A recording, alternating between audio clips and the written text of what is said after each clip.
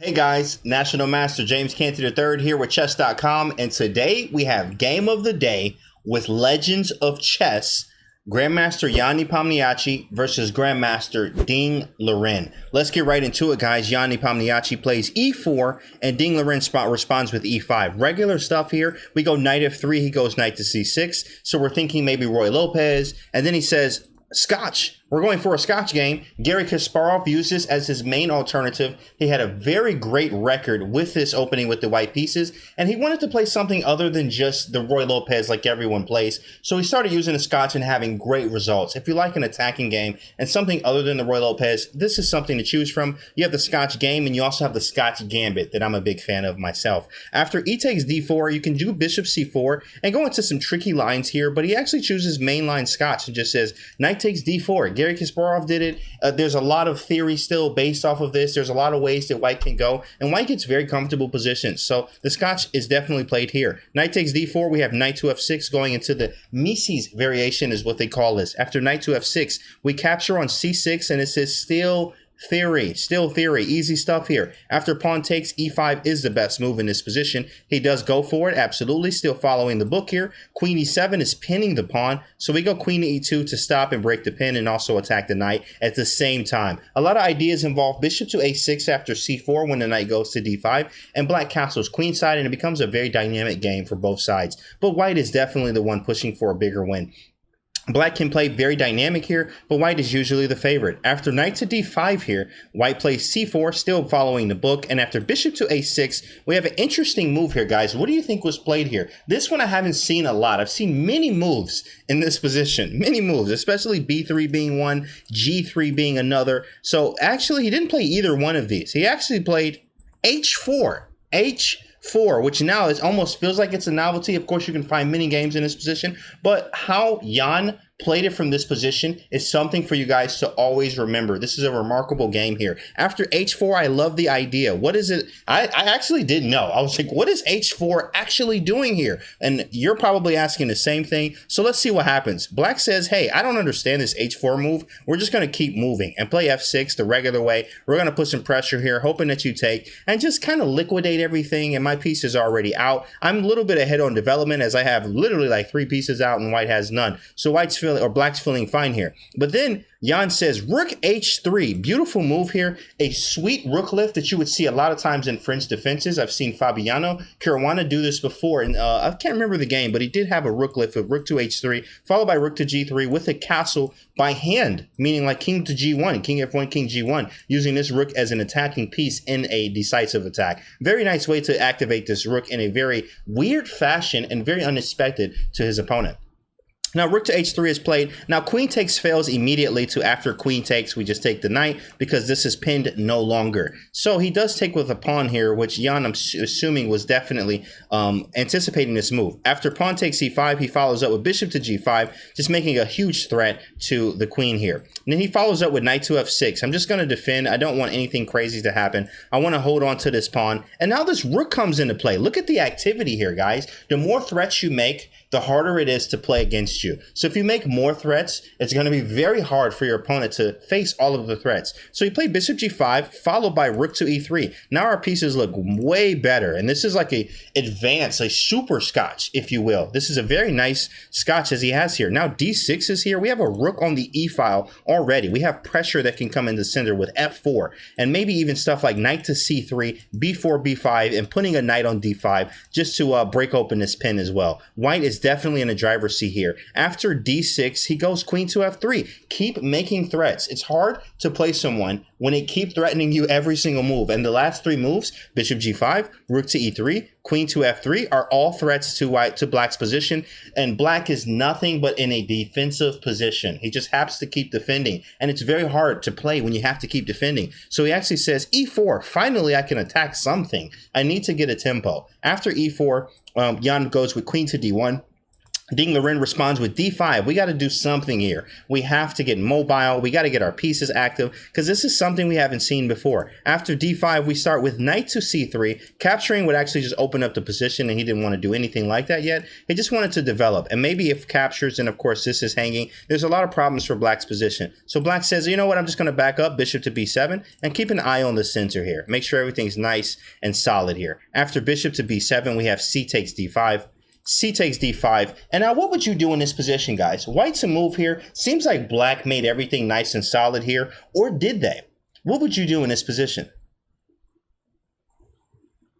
Jan chose this right here. He says bishop takes f6. The d5 pawn is hanging. Remove the defender, a very common, simple theme as well. And especially the king's in the center, -2, but I have a rook here. And that means a lot. You know, you don't have a rook here on the e file. And if you do take with your queen, like he did in this position, after knight takes d5, this pawn's hanging, which means we can gain another tempo. And then the c7 is hanging. Bishop b5 is coming. Queen h5. Oh my goodness. I don't even know what the evaluation is at this point. We don't even have to know what the evaluation is at this point. White is just feeling the best here. They're looking good. The pieces are all active and feeling great here. The center is destroyed.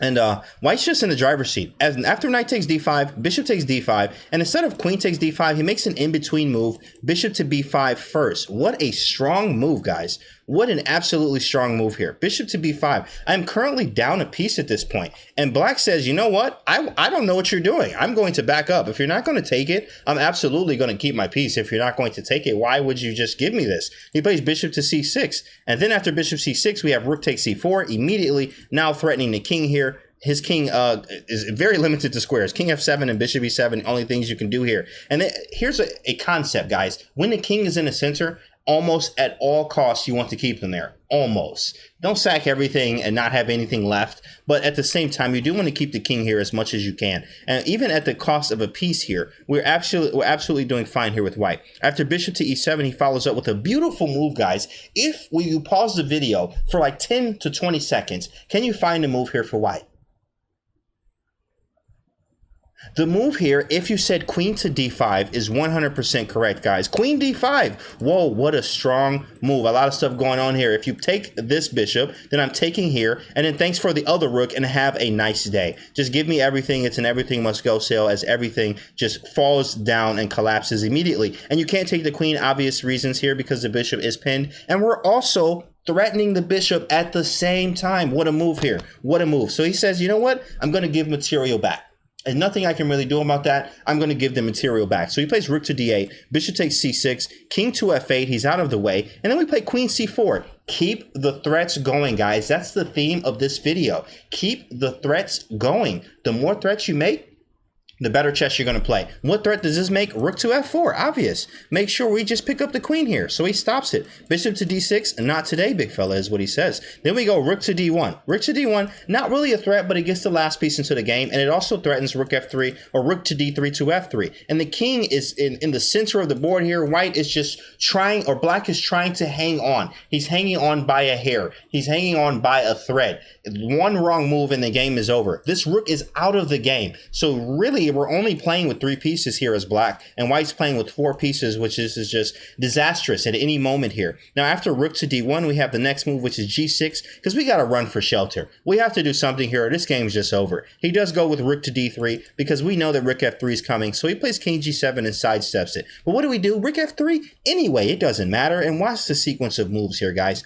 Queen takes b2, monstrous move. What he's trying to do is just try to check you here. Maybe bishop b4 in some cases, and you got some kind of like maneuvering checks. You might even have some mates here. There's a lot that can happen if you allow him to check you on the back rank. But he says, me first. Rook f7 check. Black goes king to h6. And after king to h6, guys, what move would you make in this position? What would you do?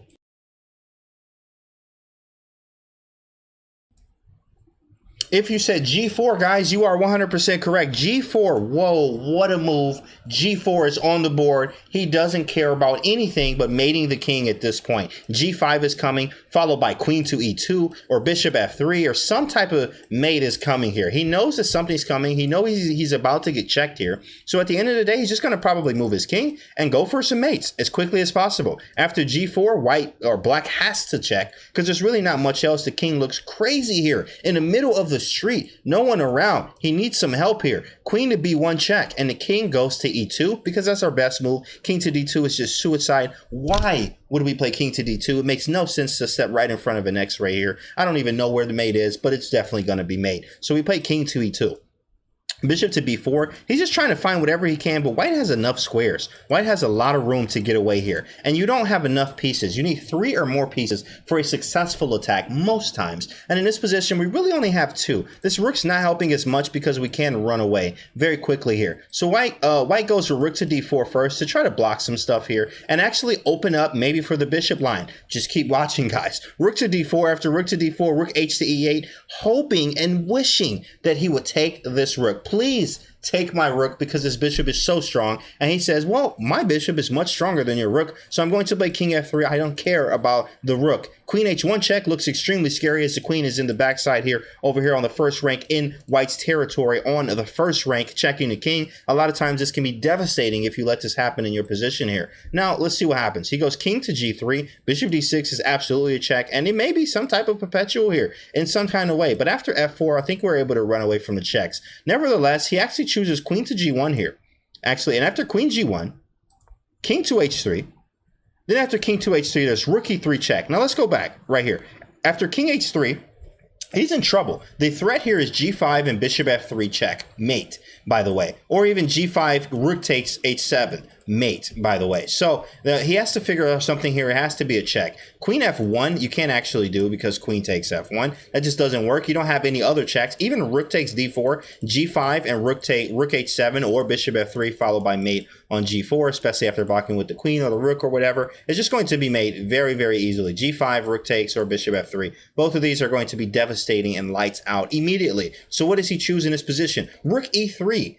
Rook E3 looking wild here. What a wild move. He's like, I'm just going to check you, see what happens here. And of course, Jan's like, you know what? I saw this. I'm just going to take it. What's your next move? Queen takes E3 from Liren. And then bishop to F3 seals the deal. Bishop to F3 seals the deal. And at this moment, in this position, Liren resigns because there's nothing else to do. You can't stop G5. There's too many checks. There's a lot going on here. And this is hanging. This is not the position he actually wants him. In this position, it's absolutely over here, and Liren goes down. Now, again, from the beginning here, guys, this was a Scotch game, a regular Scotch game, and this is something for you guys to take if you do like to play E4 or play the Scotch yourself. This is something that you can definitely highlight, stick it to your archives. Remember this one, throw everyone off because Nepomniachtchi has played it now. At this point, E5, Queen E2, the regular stuff here. Usually you would see maybe B3 a lot of times here, usually B3 and sometimes F4. Is the moves here, and G3. But H4, I haven't seen as much, and this one's a cool one. And if I am a Scotch player, I'm probably going to lean on this one a lot because it's not played as much. And after H4, followed by the rook H3 here, man, your opponent will not be ready for this one. I guarantee it. F takes E5, bishop G5, and then we follow up with some nice moves here to make nothing but threats, nothing but more threats. Threats everywhere. I mean, this whole game was about attacking, and that's what you want in Scotch games. That's exactly what the kind of positions you want in a Scotch game type of position here. Following up here, we got the rooks active, rook F7, G4 threatening mate, get the king out of the way as much as we can. No perpetuals. He didn't go for bishop to D6. We went king H3. He checks here. We take. And of course, we're down a full rook here. There's nothing we can do. I mean, this rook's hanging. G5's here. Like, this is absolutely disastrous. I mean, yeah, you could go G5, but then I just take the rook. Like, I take all of your material and all the pieces go, and that game will be over. This was an awesome game, and this was today's game of the day with Nepomniachtchi versus Liren in the Legends of Chess. I'm National Master James Canty III with Chess.com, and I'll see you guys on the next video.